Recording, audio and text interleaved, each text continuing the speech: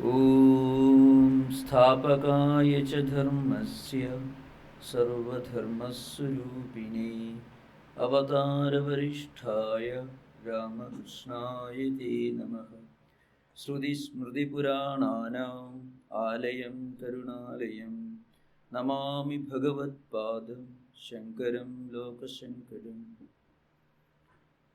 Welcome all of you, and I consider this as a special privilege and good fortune to have this opportunity to interact with all of you who are the residents of the innovation capital of the world.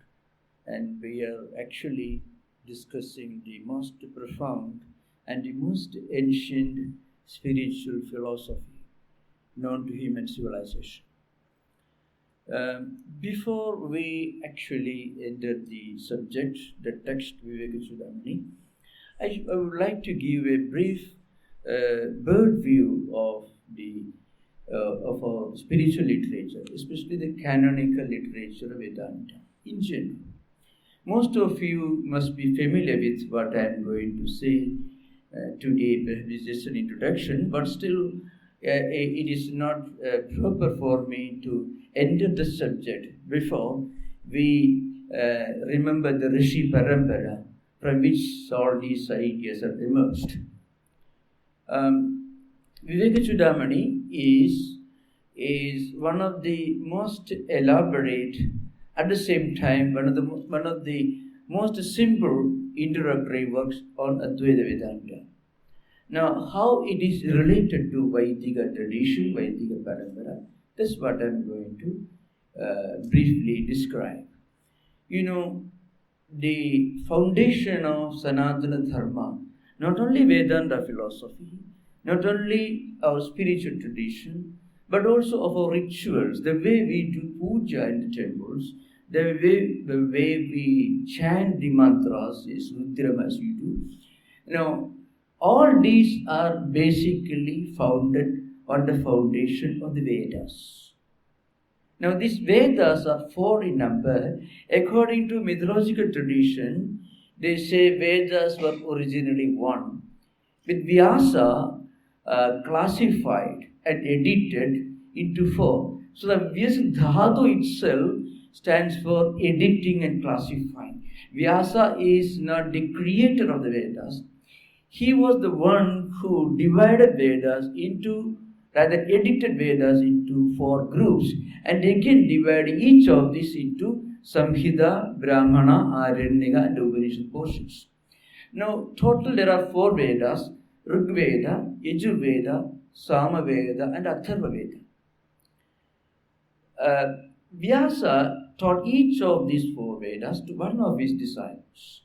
Rigveda he taught to one of his disciples, Paila, Yajurveda to Vaishambhayana, Samaveda to Jaimini, and Atharva Veda to Sumantu. This is the tradition with a little footnote we have to put in the context of Yajurveda. Vyasa actually is, when he himself taught Vaishambhayana, he taught only one Veda. That's what we now understand as as a Krishna Yajurveda. Taittiriya, all these belong to Krishna Yajurvediya tradition. He had this Vaishambhayana, Vyasa's disciple, had a brilliant disciple who was also his nephew. His name was Yajnavalkya, who actually incurred the wrath of his teacher by making some undesirable remarks about his fellow students. So he expelled Yajnavalkya from his school, and Yajnavalkya repented and went to a forest and prayed to and meditated on Surya, and Surya appeared before him as Vaji, a horse, and taught him what later came to be known as the Vajasneyi Samhita or Shukla Yajurveda in the Brihadaranyaka Upanishad, which is the most profound and also the largest of the Desha Upanishad, belongs to this Shukla Yajurvediya tradition. Now, coming back again to all the way to Vivekachudamani. Vivekachudamani, as I mentioned earlier, is a brief introduction. It's called, it is called Prakarana Granthas.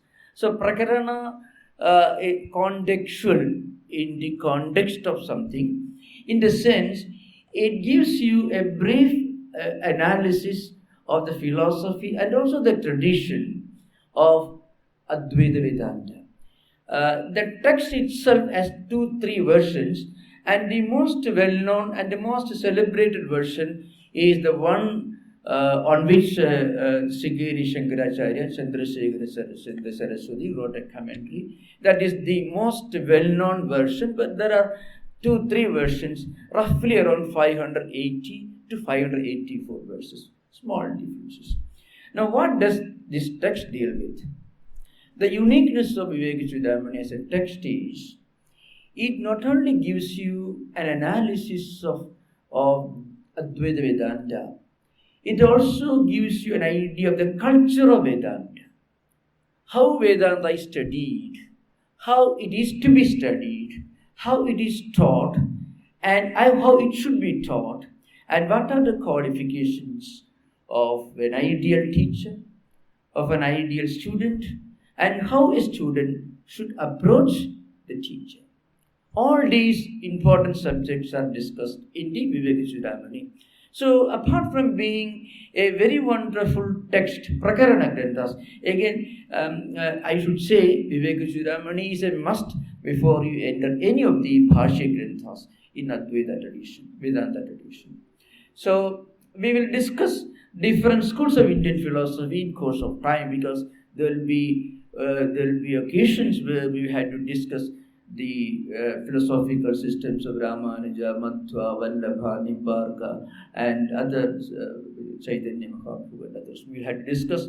But right now, today, because we have about limited time, so I want to enter this subject. It is an auspicious occasion. So, Vivekachudamani gives you a peep into the whole of Vedanta philosophy, Vedanta culture, and the essence of Sanatana-Dharma. In fact, 7 questions are put in the 51st verse of the text. Ko nama bandhak kathamesha kada kadam pradishtha asya kadam vimokshaha. Ko so anatma. And then, so these are questions which are discussed one after another, which will enter. Now, to begin with, I would like to begin the first section itself, the text itself. Those who do not have the text, don't worry, you will not miss anything. We can also provide you some important books. The first invocation of this text is called Guru Vandanam. Now, the author is Shankaracharya, as I mentioned. Shankaracharya is one of the greatest names in the history of spiritual culture of humanity. The sheer volume of the work he has done is so mind-boggling, so astounding. There are 2 or 3 very important summarizations of Shankaracharya's work by Sister Nivedita, K.M. Munshi, Gandhi, quite a few. Sister Nivedita, in her well-known book, it's called The Web of Indian Life, she is well known for introducing the essence of Indian spirituality to Western world in a most authentic language. He was a disciple of Swami Vivekananda. She gives a long list of the work that Shankaracharya had done. This is the most profound philosophical theses ever written in Sanskrit language. The most moving devotional poetry, 65 poems, paying tributes, praising Devi, Krishna, Shiva, Vishnu, Kumara, Subramanya, Ganapati, all. Even the puja that we perform in our temples in Silicon Valley, for example, the rituals we perform, the way we put flowers to the flower, all these are according to certain traditions. It is called upacharas. Panchopachara, Dishopachara, Sodasopachara, and then we have got 54 upacharas and 108 upacharas, which were performed only for temple installation ceremony. Shankaracharya was the one who wrote a long poem, Chadursashti Upachara Puja Stotram, Usasima Gudamangala Jayadi Jadidi Jagridi. You see, oh Mother, the cosmic spiritual energy that is all pervading, the devotee, the worshipper is praying to that cosmic spiritual energy to come up, invoking the spiritual energy and be present on the idol or the photo, whatever you are worshipping, in front of you. So, and then again, before, if there was no Shankaracharya, we won't be reading Bhagavad Gita today. I don't know how many of us remember. Altogether, we have 12, 13 Gitas in our spiritual literature. We have Uttara Gita, we have Vyadha Gita, we have many Gitas. We have Ashtavakra Gita. So in Bhagavad, in Bhagavata, Uddhava Gita is there. So there are so many Gitas. Actually, Vyadha Gita is supposed to be more profound than Bhagavad Gita, actually speaking. If you take the text, it is so potent in Advaitic significance. But when Shankara wrote a commentary, it became a world spiritual classic. And then the Upanishad Bhashya, Deshopanishad Bhashyas. How many of us remember that before Shankara, we really did not have a philosophy for Vedas? All the pre-Shankarite attempts to explain the Vedas, even Yaska's Nirukta, never tried to find out the philosophical, metaphysical significance for Vedic Shabdas, Vedic mantras. Even Yaska's Nirukta, which belongs to 9th century BC, it only gives a brief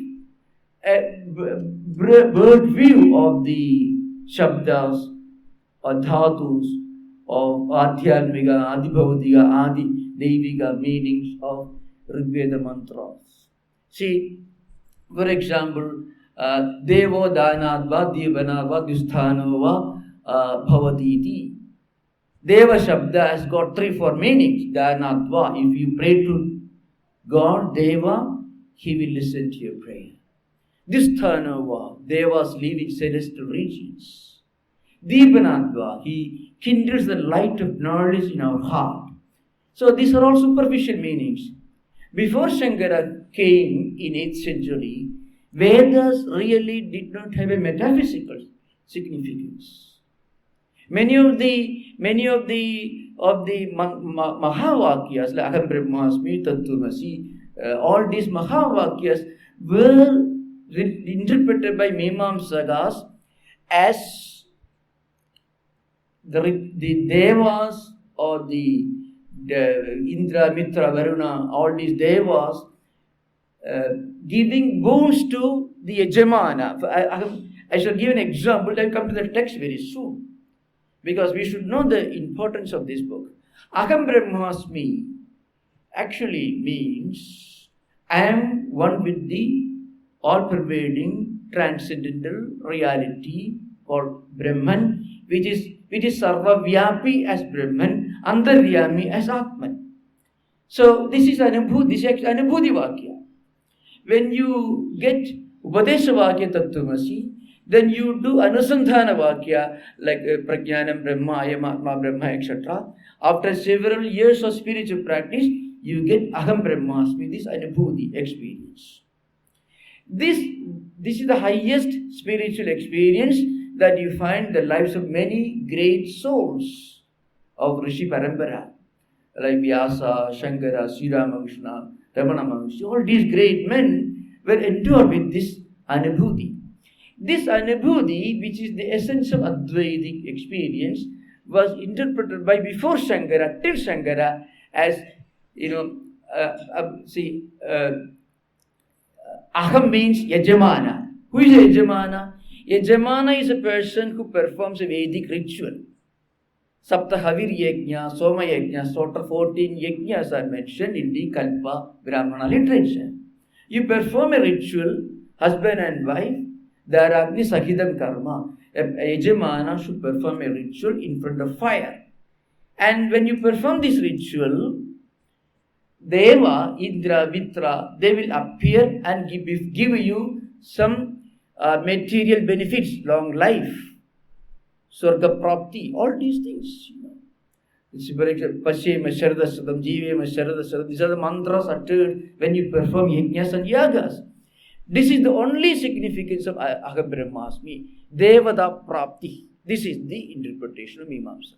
Shankaracharya came, he said, no, it's okay. If you want material benefit, if you want long life, if you want wealth, if you want a wonderful job, if you want wonderful salary, if you want good status in society, a big home, perfectly okay. But those who do not want these things, they can aspire for something higher. That was not accepted by Mimamsas before Shankaracharya. Shankaracharya said, you want a person who wants something higher than the best of this world and the best of the other worlds, Swarga Prapti, can aspire for Brahmajnana. This was the great thesis of Shankaracharya. This is the essence of Vedic Dharma. This is the last of the Purushartha. See, Dharma, Artha, Kama and Moksha. When you pursue your path of Artha and Kama, material benefits, prosperity, long life, without deviating from the path of Dharma, then you come to a point when you suddenly realize all the money, trillions of dollars in the bank, the wonderful job you have, all these may disappear one day. When we realize that fact, we look for something higher, that is moksha.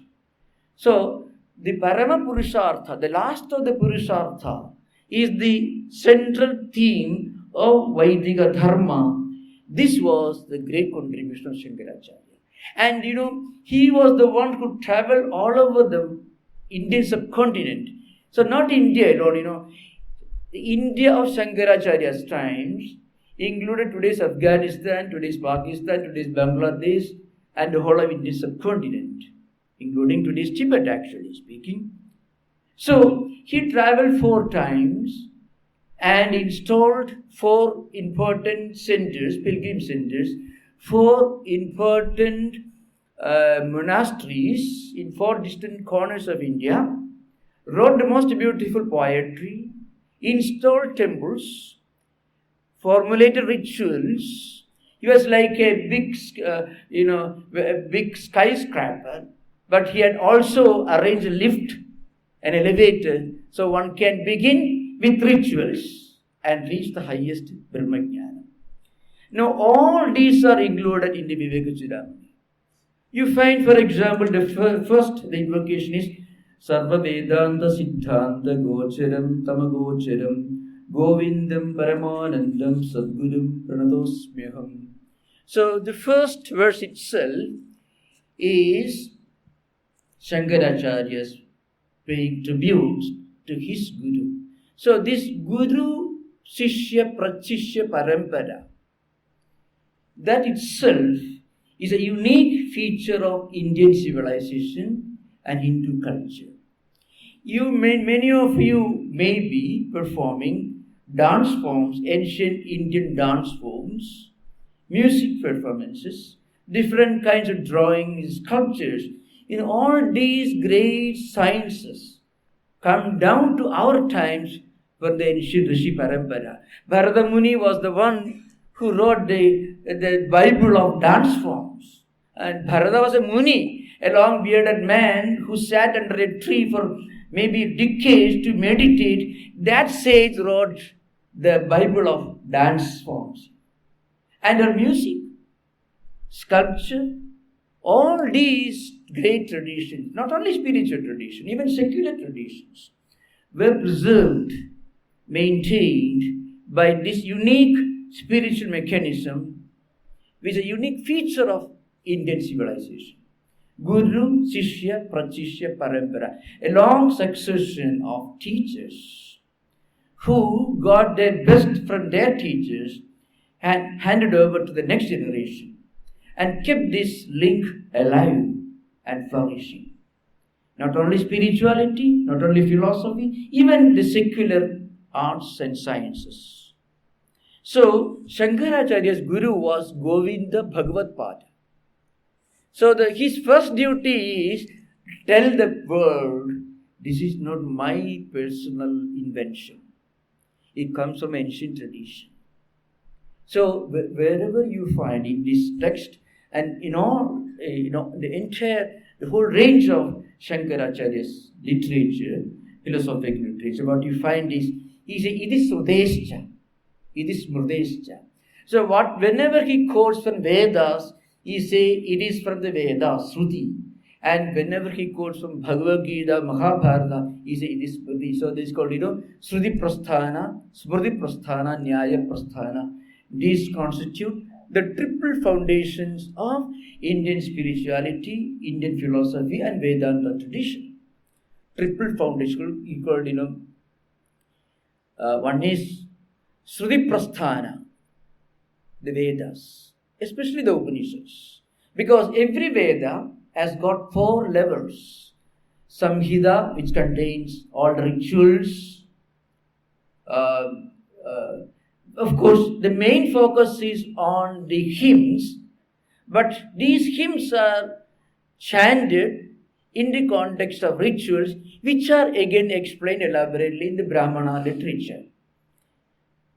So, the first text, in fact, the first human document on spiritual subjects is Rigveda Samhita. So, Agnim, Ile, these are the first 2 rigs. So, I pray to Agni. And who is Agni? Agni is explained as Purohidam. Purohidam means, the one who walks in front of you. So, Agni is considered, they say Devavahana, whatever you offer in Agni, Agni will take you to different deities, Varuna, Indra, Mitra, all these deities they will be receiving our offerings through Agni. Yajñavahaka, that is the Sayana's interpretation of Agni. So, all these hymns are called together, collectively called Samhita. And how to perform yajñas and yagas? By chanting these hymns, that particular part of the Vedas called Brahmana.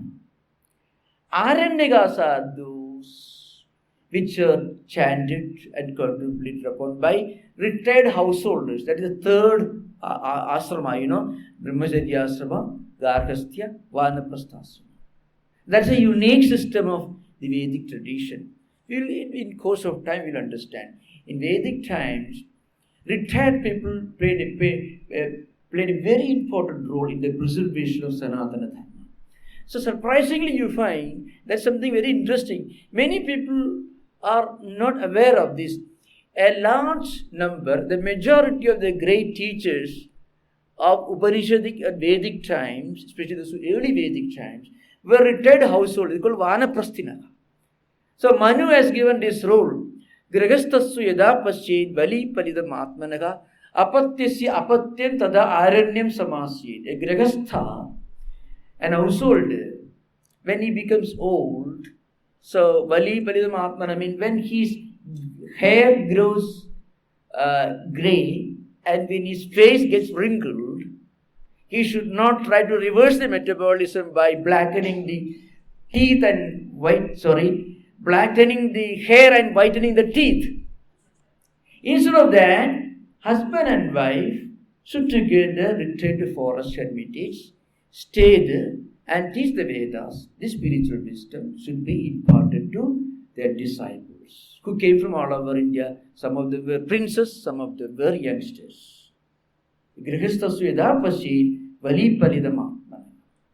So you find in the Vedic literature Dalaka, his son was Shetaketu, who again became a guru of Gautama. So throughout his Sandipani, who was again the teacher of Lord Krishna, Vasishtha and Vishwamitra. So you find throughout Vedic literature, these ancient Vedic traditions were preserved but teaching and learning by a large number of retired households. So, the particular contemplative poems which were focused upon by the Vanaprasthis is called Aranyaka. And the Upanishads constitute the essence of Veda. It's called Vedanta. So Vedanam Antaha means the last word and also the essence. What is there within. That is also Vedanta. So, Sarva Vedanta Siddhanta Gocharam, Tam Agocharam. That Govinda Bhagavad Pada is described as the transcendental, non-visible spiritual reality, Brahman itself. But that Govinda Bhagavad Pada himself was the one who had seen the whole, the other side of the whole Vedic wisdom. Govindam Paramanandam Sadgurum Aham Pranadosmi. So I am paying my tributes to my teacher. So Gobhihi Upanishad Vagbhihi Eva Vidyadedi Govinda. That is the Vedantic interpretation of Govinda. Gavinda Dedi Govinda. There are other interpretations, of course. Govinda is the person, the Supreme Brahman, who could be understood only by the Vedas, by the Upanishads, Vedantic statements. So after this, Shankaracharya begins his second verse. This is actually the beginning of the text. It is called Narajanma Prashamsa. First, what a wonderful fortune it is to be born as a human being. Now, human beings alone can sit and stand aside and think, well, where am I going? What am I to do? What am I doing? What is supreme goal? Only human beings can. Not all human beings, that we are coming to that. So, Jandunam Narajanma Durlabham Adapumstum. Jantu means Janana Shilaha is Jantu. Anything, even an insect is a Jantu. A mosquito is a Jantu. Human beings are also Jantus. But there is a difference between the animal kingdom and the non-human species and the human beings. Human beings alone can throw the flashlight into their own hearts. They alone can analyze and think about the goal of their own life, their own actions. What am I doing? They alone can think of what is beyond. In fact, that's why many of you who are familiar with this text, you may know. There is one word that is the beginning, that is a kind of a Mangalacharanam of most of our philosophical literature. It's called Atha. Atha Yoga Anushasanam, Athado Brahma Jignasa, Athado Dharma Jignasa, Mimamsagas, Yoga, Patanjali, Yoga, Atha Yoga Anushasanam, Vedanta, Atha Ado Brahma Jignasa, etc. Now let us think of something higher. Now let us think of something what is visible, of what is perishable. Every day we live and every day we see people dying. So sometimes we ask the question, what's the purpose of human life? Is human life just a journey from cradle to grave? We are born and we live for many years, and then when the body is pushed through the tube, the journey comes to an end. Is this the whole of human life? Only Vedanta has really satisfactorily answered this question. Vedanta alone tells you that death is only a comma or a semicolon, not a full stop. Death is only a transition point. And for this question of what lies beyond death, what lies beyond this physical body, that is possible only for human beings. That's why Narajanma Jantunam Narajanma Durlabha means it's very rare. Among different living species, it is very rare to be born as a human being. This higher aspiration is possible only for human beings. Atapulstvam, healthy person.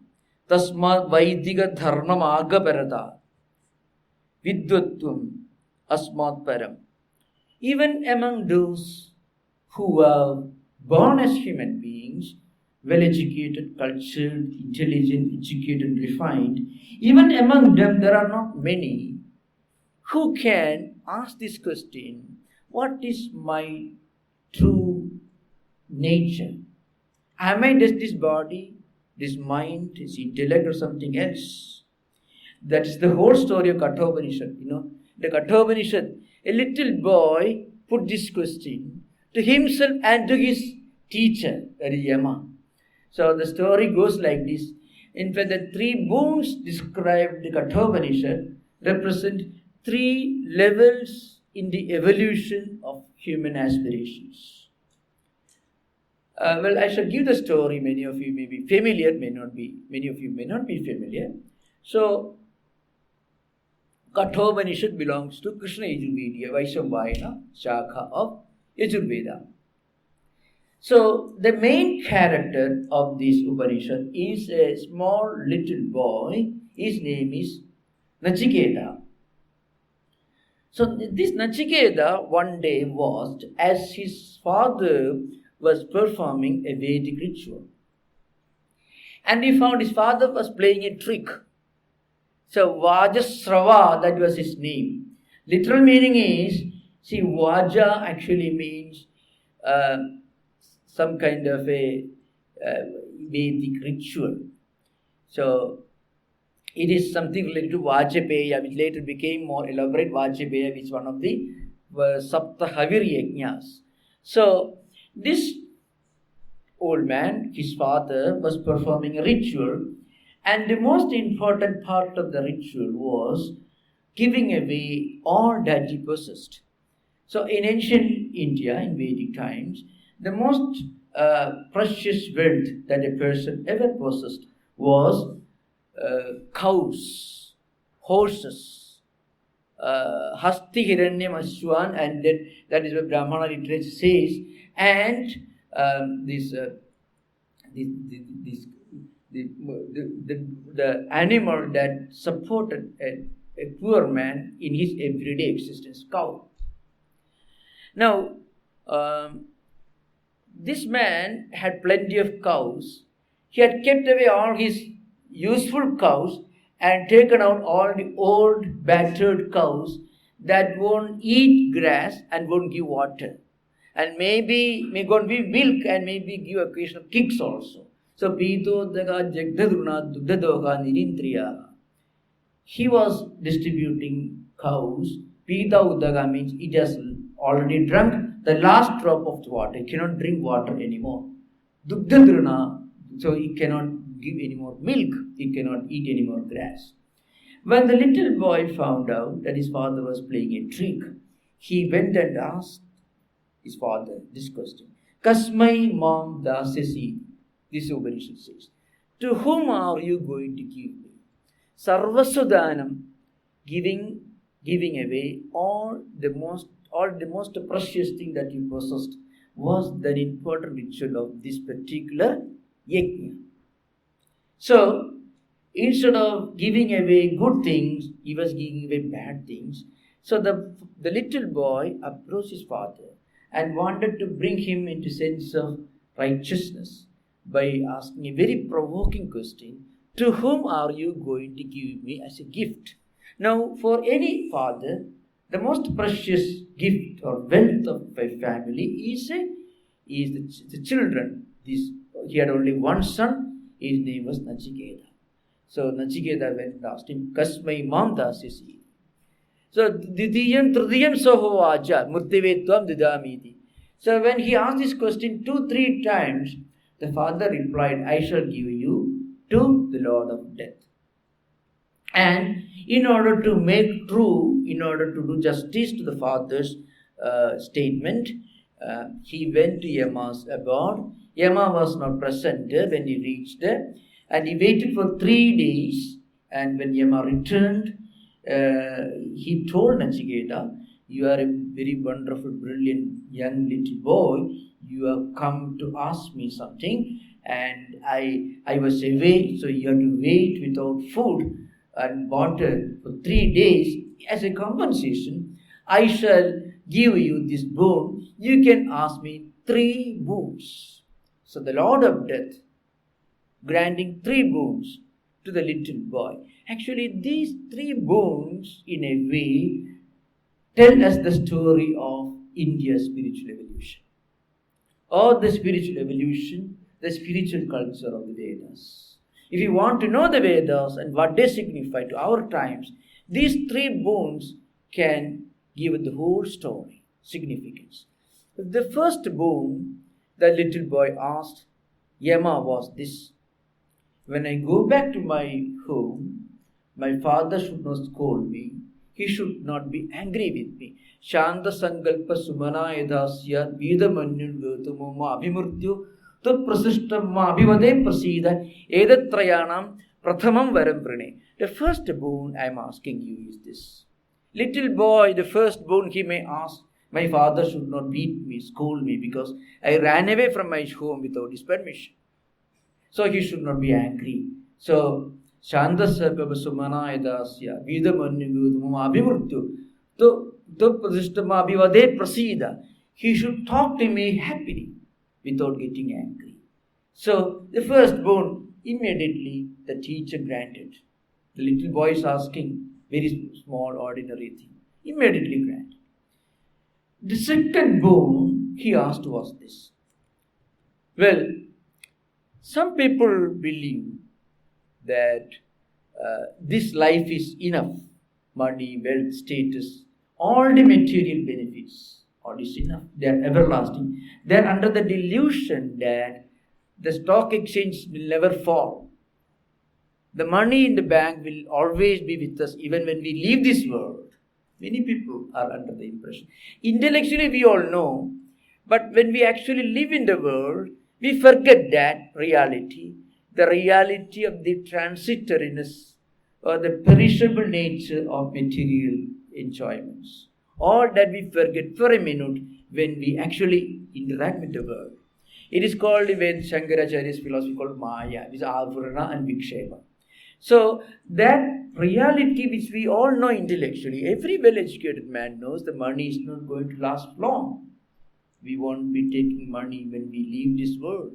It may disappear one day.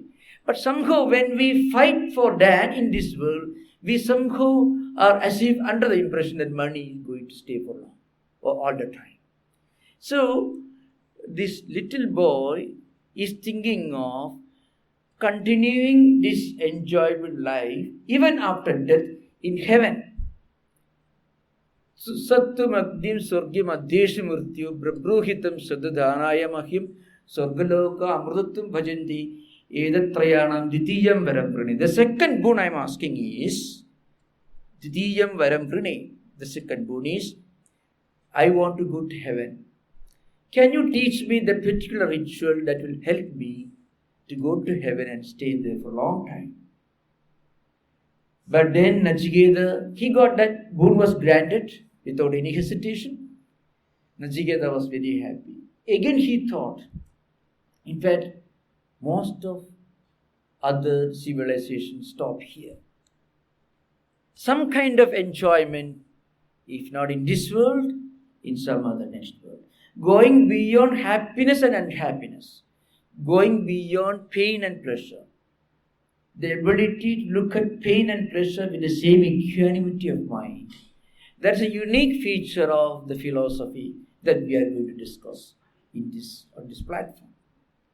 Because we can be happy only when we are free from the delusion that we can always be happy. When you are free from that wrong notion that we can always be happy, then we will stop looking for happiness all the time. And when we stop looking for happiness all the time, then we will never be unhappy. That's why Lord Krishna says, Sukham atindigam yadad buddhigrahim atindriyam. The highest happiness and contentment is that which helps us to look beyond happiness. The ability to stop looking for happiness all the time is the real answer to the question, how can I be happy all the time? So, Nachiketa asked for the third boon. He wanted to know the secret of human life. And that question is put in a very graphic but symbolic language. He says, when we die, some people say, this body is the end of everything. And there are some others who say, no, death actually reminds us of the existence of something which is deathless. Because death is a phenomenon, an experience that happens to this body. The body disappears. So what is left after the body is gone? That is the deathless reality. Please teach me that truth. This is the third boon Nachiketa is asking. When he asks for this boon, then Yama describes the nature of Atman, how to look upon our life as a journey in search of the absolute spiritual enlightenment, highest spiritual enlightenment. Eyam prede vijiksa manushe asti tyege nayam asti dijayege edad vidya manisistastvayakam varanam esha varastrutiyaka. This highest inquiry. What lies beyond the visible, beyond the tangible, beyond what I can see with my eyes, what I can enjoy today, what is the true nature of the transcendental reality. That is possible only for a small number of people. Tasmat Vedic Dharma Magaparada Vidyutvam. So, a natural tendency to practice certain higher values in life, a natural instinct to practice higher values in life, that is a rare boon, because that keeps us away from the temptation to go in the opposite direction. So, I shall conclude now. We will have interaction for half an hour. If you don't have any questions, I'll be happy to continue. So, you can, if there are any questions, you can ask. Yeah.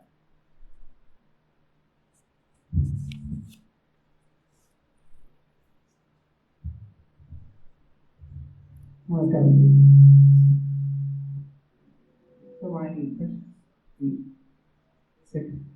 So what is the arhata or the eligibility to start Vedas and studying Vedas and Vedanta? Oh, yeah. Another question that I had was many Gurujis mentioned and that performing Nitya Karma and Nitya Karma leads to the Moksha Marga. There are a lot of people who are actually... May I answer the first question? That is very important. So, Vivekachudamani speaks of 7 important disciplines which are essential for starting Vedantic life. Sadhana Chatushtayam is one, it's called 4. Then Sravana, Manana, Nididhyasana. For any kind of spiritual life, you need 4 very important disciplines. The first one is, it is called, the list is Nitya Anitya Vastu Viveka, Ikamutra Phala Bhoga Viraga, Samadhi Shakka Sambhati, Mumukshutvam. These are 4 disciplines, this is called Sadhana Chatushtayam. So it is common for not only Vedantic life, for any meaningful life, for any meaningful activity, for any noble endeavor, you need these 4 disciplines.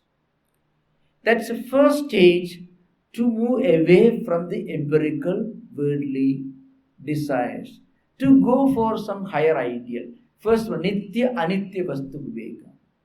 In our life, we have this concept of what is the everlasting, the lasting, and the non-lasting. At different levels, we have this. See, a child may think a candy is the lasting thing. A young man thinks it's not so very important. When you grow up as you grow in biological maturity, in wisdom, your idea of Nitya, the everlasting, also will evolve. But in spiritual life, we should first of all know what is that which really matters in the whole context of our life. And what is that which is not unimportant but can wait. Certain things are changing. They change from time to time, from age to age. They are important, but there are much more important things. So this natural discerning wisdom is the first qualification. Second qualification is Iha Amutra Phala Bhoga Viraga.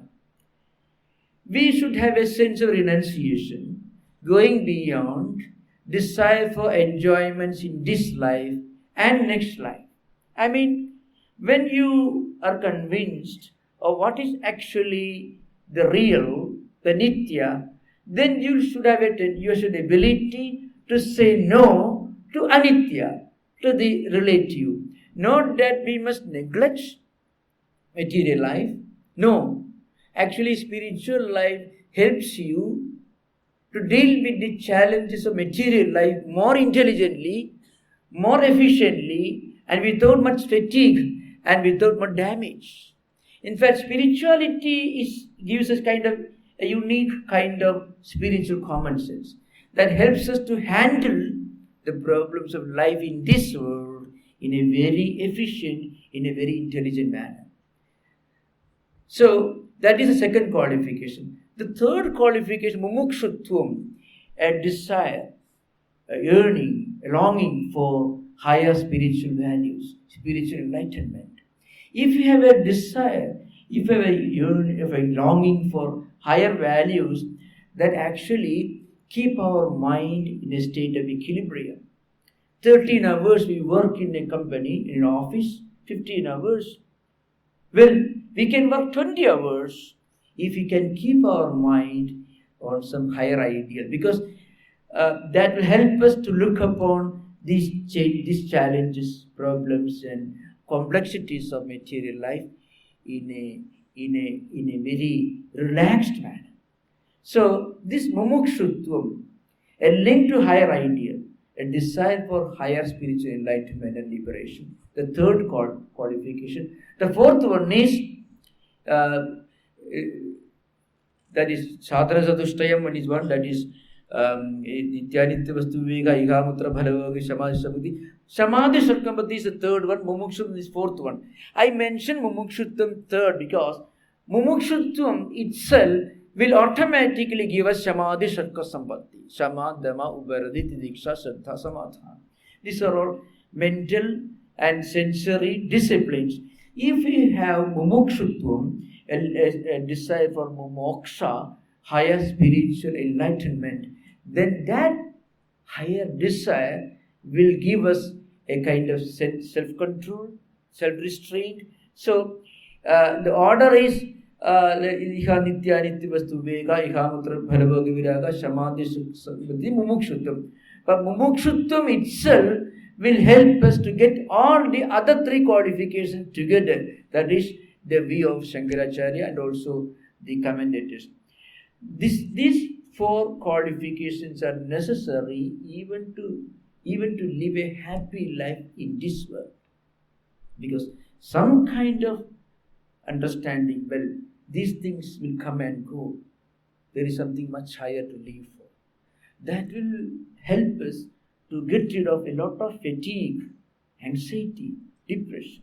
Otherwise, every day, every minute, we think of all the little problems of the world and we get lost in that.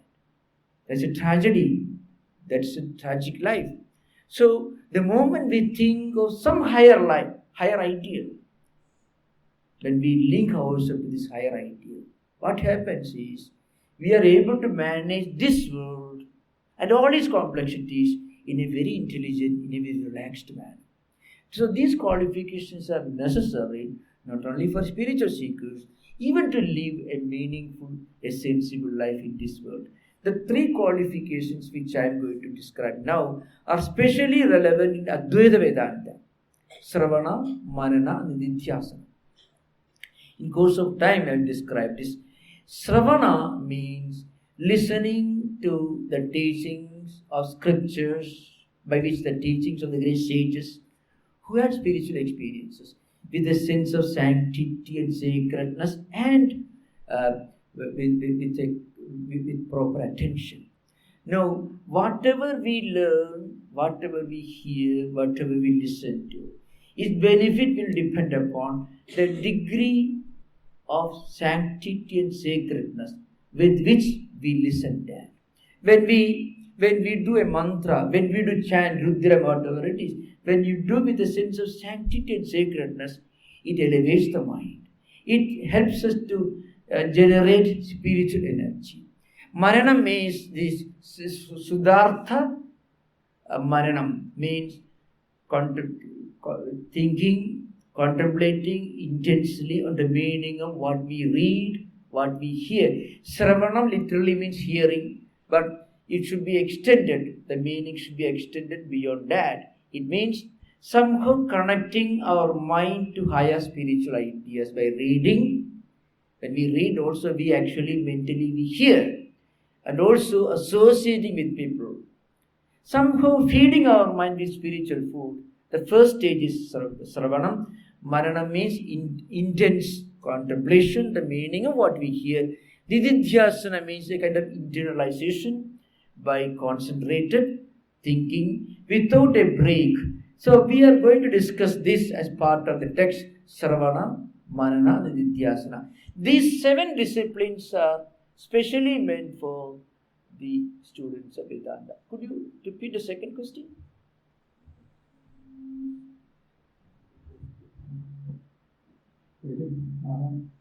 Question is a little too much for me. There are many gurus, they say unless and until you do your Nitya Kriya. Oh yeah, I come there. I will come to that. Yeah, now I remember. See, now, Nitya, Naimitya, Kamya karmas, all these karmas are important. No doubt about it. But when you feel a desire for higher spiritual goal, then these things are irrelevant. Not that they are meaningless. Their relevance is not for you, for others. So in the Mimamsa text tell you, Surgagamo Yajeda, there is a particular Vithi. It's a Vithi Vakya. The meaning is, those who want to Surga should perform Yajnas and Yagas.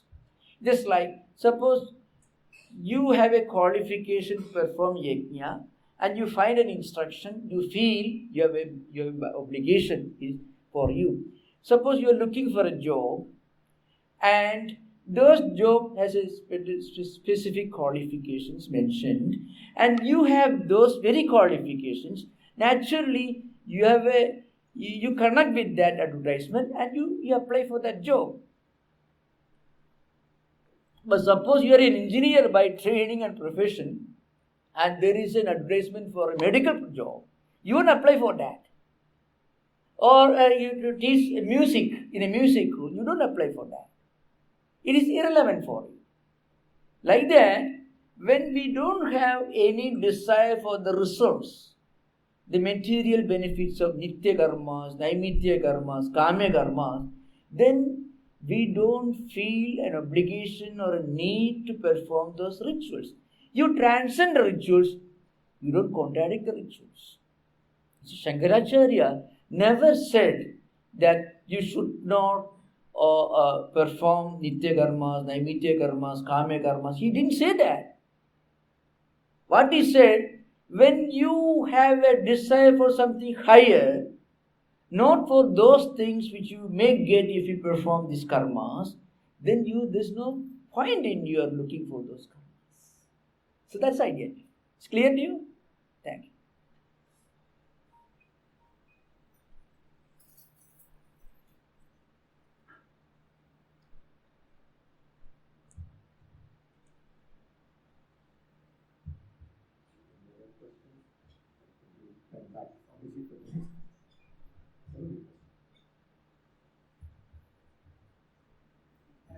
Oh yeah, you can. this is another personal experience. We say Vedas as Apaurishaya. Because when I hear about Yajnavalkya and Gayatri in the Upanishads, so elaborate. Yeah, that's very, very important. Apaurishayatvam doesn't mean that it has no connection with the great spiritual teachers or rishis who practiced it. Its pramanyam, its authenticity is not dependent upon the particular individual's teachings. That individual, Yajnavalkya, Vaishambhayana, any of the great sages, and also sages of our own times, had this experience.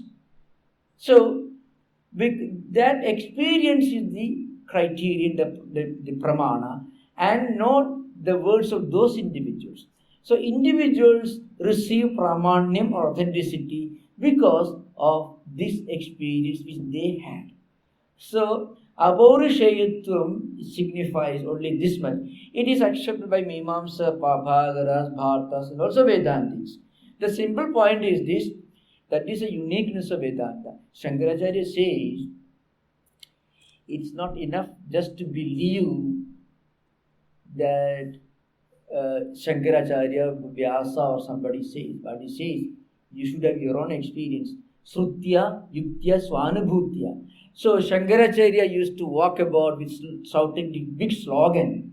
The slogan was Srutya. You listen to the scriptures, you read the Vedas, fine, wonderful. Vedas are Apaurishaya because Vedas signify, Vedas are the records of the great sages who had this experience. That is the importance of Vedas. Not because Vedas say that, but because what Vedas say were experienced by the great sages who practice Sravana, Manana, Nidhyasana, all the spiritual practices, etc. That's one thing.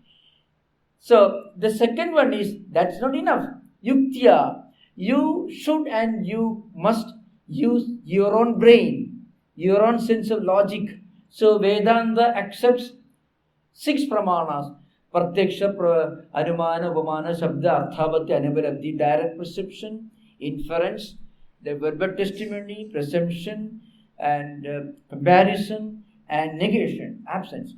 So, actually, there are certain systems of philosophy in India which accept as well as 10 pramanas.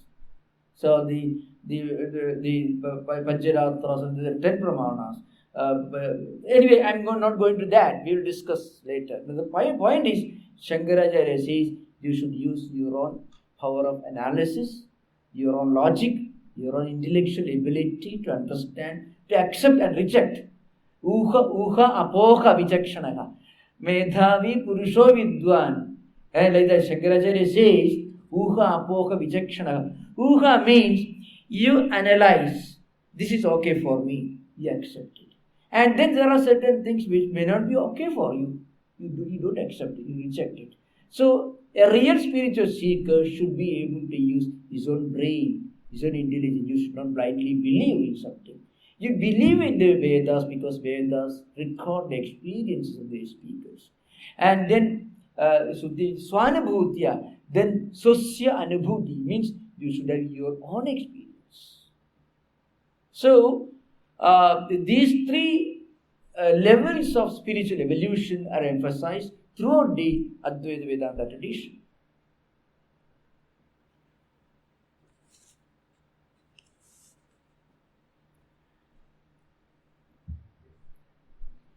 If you don't have question, I shall continue. Okay. You're most welcome. Can you just explain a little more about how we can practice self-control and self-restraint? Self-control and self-restraint. Self-restraint, yeah. So, in fact, the sadhana sadhushtaya contains one magic word, the mumukshutvam. Mumukshutvam literally means moktum ichha, means literal translation is somewhat limited in scope. You can't write a big volume as a definition, It means a desire, an aspiration for spiritual life in general. In fact, once we develop a higher goal, the possibility of a higher scope, higher achievement, when we link our actions, words and thoughts to a higher ideal, then you find we are able to conserve energy, we are able to organize our actions, organize our words. The first step is mumukshutvam. Try to develop some higher ideal. That's the first stage. So once we do that, then naturally this Shama, Dhamma, Uparadi, Diksha, all these will be described in course of time. All these automatically come to us. We cannot really tell our eyes, don't look in that direction. Then what, you may close the eyes will see only those things mentally. When if you can place an order, you tell your own ears, don't hear that sound. You may close your ears, but mentally you'll be hearing that. If you taste, you'll be mentally tasting that. So there is sukshma experiences there without the involvement of the senses. So the only way is to give a counterpoint, a counter focus, a higher ideal, so that the eyes and ears and sense of touch and sense of smell, all these senses will be withdrawn from their natural pursuits and will be redrawn, redirected to some higher focus. So that will help us to practice self-restraint. That's the first natural step. Okay.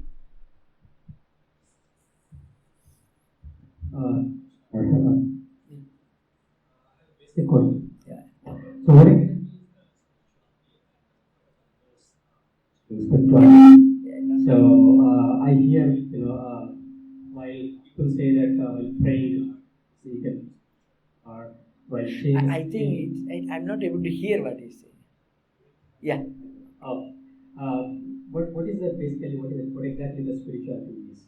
What spirituality is? And what are the modes in achieving the spirituality? Yeah, spirituality is a very broad term. We can say having a higher ideal in life for actions or life as a whole. That is the first step in spirituality. Something very striking about Advaita Vedanta, Vivekachudamani, he says, Shankaracharya is not asking you to pray to an invisible God as the only way for spirituality. Not at all. One unique feature of Vedanta is you can practice spirituality. For that, you don't have to believe or you follow certain rituals invariably. Rituals are very helpful, very important. But suppose there are people who say, I won't pay for rituals. What about Buddha? Buddha did not follow rituals. Gandhi did not follow rituals. There have been many people. But Shankaracharya was a great ritualist on the one hand, but when he expounded his philosophy, he gave a philosophy that goes beyond rituals. So, spirituality means some higher ideal as a guide in our life. So that our activities, our words, our thoughts, whatever we do, gets a healthy diversion. It will be good for us and it will be good for others. The essence of spirituality is doing and living in such a way that is good for others and also good for us. That is the essence of spirituality. Okay. Either metaphysics or either astrology is part of the spirituality as well. Metaphysics. Yeah. Vedanta tells you that all metaphysical theories are helpful, are so many ways for you to reach an experience which is beyond metaphysics. Philosophy is not the whole of spirituality, but a philosophy that takes you towards higher thinking, higher pursuits in our real life is certainly very useful and very good. The whole of Upanishads, the whole of Vedas talk about these higher values, higher spirituality. So, but then words do not contain spirituality, but words help you to give an idea, to practice certain internal disciplines that will give us spiritual value. That will get spiritual contentment. Yeah. Thank you.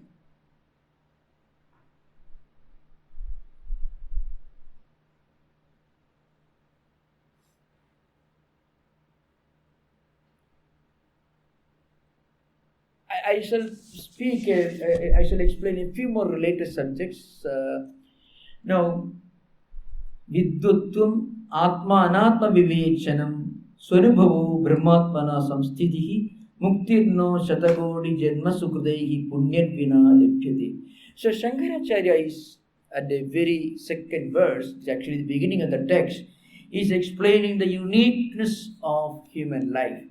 Because human birth and then a natural tendency and ability to divert our mind and actions to spiritual life, and again the inclination to learn, to study subjects that reinforce our spiritual aspirations, and then above all that Atma Anatma Vivechanam.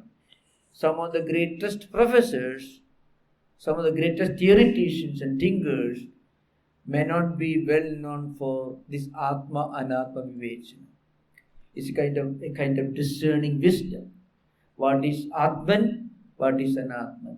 What is the real? What is the unreal? Then Swarubhava, one's own experience, and Brahmatmana Samstiti, and staying in a state of steady wisdom, realization of Brahman, Muktirno Shatagodi Janma Sukrudehi Punyan Vinana Lapchati. Without an accumulation of hundreds of life cycles of good actions and good samskaras, this will not be possible. Now, then the next verse, there is a well-known verse that says about the three important gifts that we get by the grace of God. Durlabham trayameva idat daivanugraha getuvam manushyatvam mumukshutvam mahapurusha samseka. So already we have discussed. To be born as a human being, and to be born as a human being with spiritual aspirations, and to have an instinctive aspiration for higher life, and then mumukshutvam, a desire for going beyond the world, a desire to link our mind and actions and words and thoughts to a higher spiritual goal. And then again, Mahapurusha Samsaya, the good fortune of coming in contact with people who are Mahapurusha, spiritually oriented people. It's very important. In fact, even if we have the good fortune to be born as human beings and also a strong spiritual aspiration, that may not be enough. Much more important in modern times is Mahapurusha Samsaya. Mahapurusha in a general sense we can say those who are spiritually oriented. Very often, our association can help us in our spiritual life. It can also pour cold water in our spiritual life. That's why in the Vedantic tradition and also in the yoga tradition, there are certain disciplines that we have to follow in our interaction with people, because association is very crucial. Association doesn't necessarily mean personal association. It means associating with wrong ideas, wrong concepts can be equally damaging. So there are 4 levels of confronting associations according to Vedanta and Yoga. It is called, one is, we should first of all have a higher ideal in our life to follow us. A higher spiritual ideal. Second one, we must have a natural tendency to associate with people who share our own spiritual aspirations. That's very important. When we meet other devotees, when we meet other people who have the same spiritual aspirations that we have, actually our spiritual aspirations become reinforced. On the other hand, if we meet people whose association can be damaging, there are very powerful individuals with strong sense of negativity. They can shake our convictions.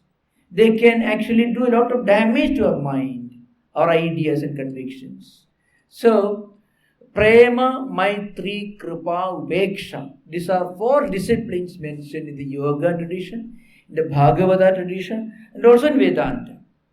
3 contexts we find: Yoga, Bhagavata, and Vedanta. In the Bhagavata Purana, for example, one devotee asked another philosopher, Nimi Navayogi Samvada.